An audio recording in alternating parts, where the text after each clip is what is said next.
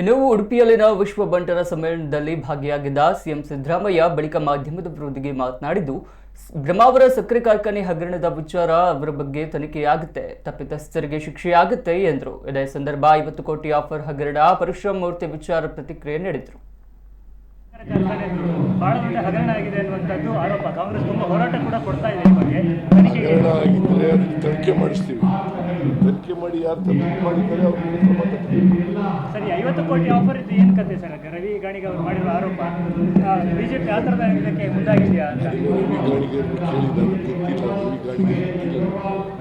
But ಬಿಜೆಪಿಯವರು ನಮ್ಮ ಸರ್ಕಾರನ ಅಸ್ಥಿರಗೊಳಿಸಲಿಕ್ಕೆ ಪ್ರಯತ್ನ ಮಾಡ್ತಾ ಇರೋದು ನಿಜ. ಬಟ್ ಅವ್ರ ಪ್ರಯತ್ನದಲ್ಲಿ ಸಫಲ ಆಗಲ್ಲ. ಕಾಣ್ತಾ ಇದ್ದಾರೆ. ಒಂದ್ಸಾರಿ ಆಪರೇಷನ್ ಕಮಲ ಮಾಡಿ ಸಕ್ಸಸ್ ಆಗ್ತೀವಿ ಅಂತೇಳಿ ಪದೇ ಪದೇ ಮಾಡೋದ್ರಿಂದ ಫಲ ಪ್ರಯತ್ನ, ಅಧಿಕಾರದ ದಾಹ. ಈ ಬಿಜೆಪಿ ಇದ್ದಾರಲ್ಲ, ಅಧಿಕಾರಕ್ಕೋಸ್ಕರ ಏನು ಬೇಕಾದ್ರೂ ಮಾಡ್ತಾರೆ. ಸೊ ನಮ್ಮ MLAಗಳು ಒಬ್ಬರು ಕೂಡ